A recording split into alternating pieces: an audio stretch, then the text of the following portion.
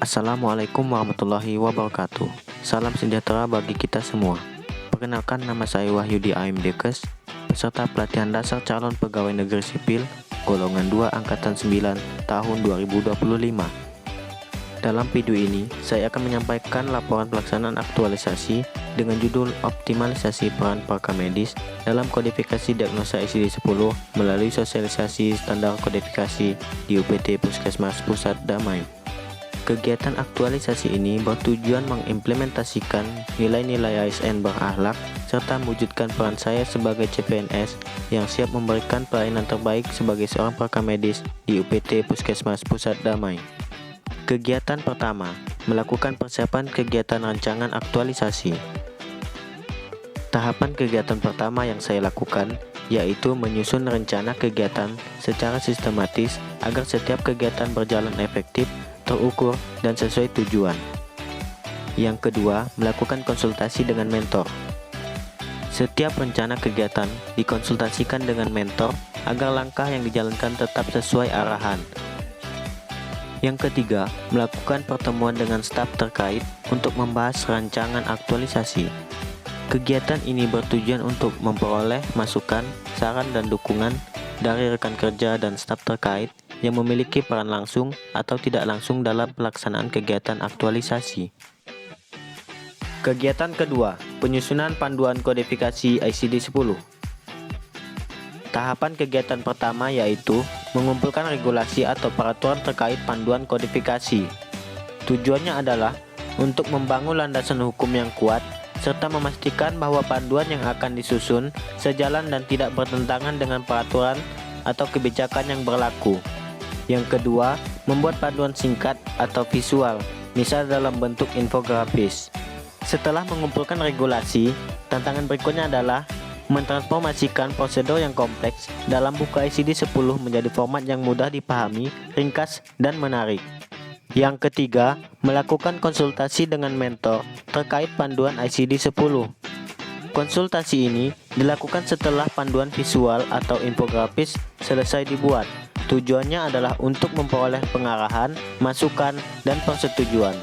Yang keempat, melakukan sosialisasi panduan ICD-10 kepada pihak terkait. Tahapan sosialisasi ini bertujuan untuk memastikan panduan singkat ICD-10 dapat dipahami, diterima, dan diterapkan secara efektif. Yang kelima, pengimplementasian panduan ICD-10. Pada tahap ini, panduan singkat ICD-10 yang telah disosialisasikan mulai diterapkan dalam alur kerja sehari-hari oleh staf rekam medis dan tenaga klinis. Kegiatan ketiga, penyusunan panduan praktis atau quick guide ICD-10. Tahapan kegiatan pertama yaitu mengidentifikasi kebutuhan informasi cepat untuk proses kodifikasi. Kegiatan ini bertujuan untuk memetakan secara spesifik titik-titik kesulitan dan kebutuhan informasi mendesak yang paling sering dialami oleh petugas. Yang kedua, mengumpulkan kode diagnosis umum. Tujuan utamanya adalah untuk membuat daftar kode umum atau yang sering terjadi yang memerlukan coding cepat dan akurat. Yang ketiga, menyusun draft quick guide. Tujuannya adalah untuk menggabungkan landasan teoritis, aturan regulasi, dan kebutuhan praktis di lapangan menjadi satu dokumen panduan yang ringkas, terstruktur, dan siap diuji coba. Yang keempat, uji coba quick guide kepada tenaga medis. Kegiatan pelaksanaan uji coba quick guide merupakan tahap untuk memvalidasi efektivitas dan kepraktisan panduan ringkas yang telah disusun.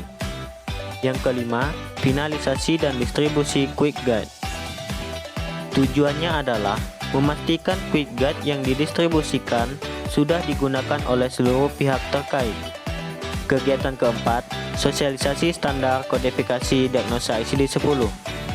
Tahapan kegiatan pertama yaitu menyusun materi sosialisasi standar kodifikasi diagnosa ICD-10. Tujuannya adalah untuk merancang konten presentasi yang efektif dan interaktif untuk memastikan transfer pengetahuan berlangsung dengan baik saat sesi sosialisasi. Yang kedua, mengatur jadwal dan menetapkan peserta. Tujuan utamanya adalah memastikan bahwa waktu pelaksanaan tidak mengganggu pelayanan. Yang ketiga, melaksanakan sosialisasi standar kodifikasi diagnosa ICD-10. Tujuannya adalah memastikan transfer pengetahuan yang efektif, meningkatkan pemahaman, dan memotivasi staf untuk menggunakan panduan baru demi mencapai akurasi coding yang lebih baik. Yang keempat, diskusi dan tanya jawab. Kegiatan ini dilaksanakan setelah pemaparan materi. Tujuannya bukan hanya sekedar menjawab pertanyaan, tetapi lebih ditekankan pada identifikasi dan pemecahan masalah praktis. Yang kelima, menyusun laporan sosialisasi. Kegiatan menyusun laporan sosialisasi berfungsi sebagai bukti fisik atau eviden dan bentuk pertanggungjawaban.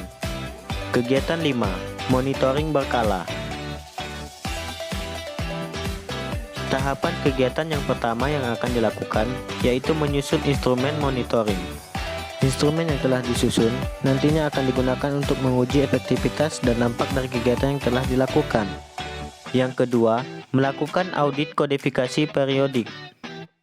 Tujuannya adalah untuk mengumpulkan kode yang telah terinput.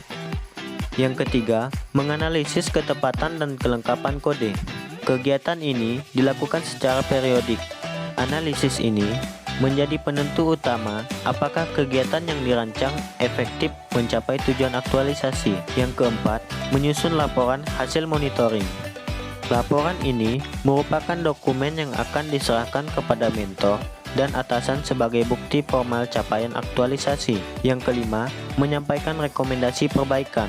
Tujuannya adalah untuk mengubah temuan menjadi kebijakan aksi konkret guna memastikan keberlanjutan inovasi dan perbaikan mutu layanan. Demikian rangkaian kegiatan yang telah dilaksanakan.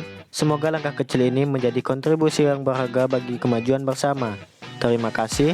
Wassalamualaikum warahmatullahi wabarakatuh.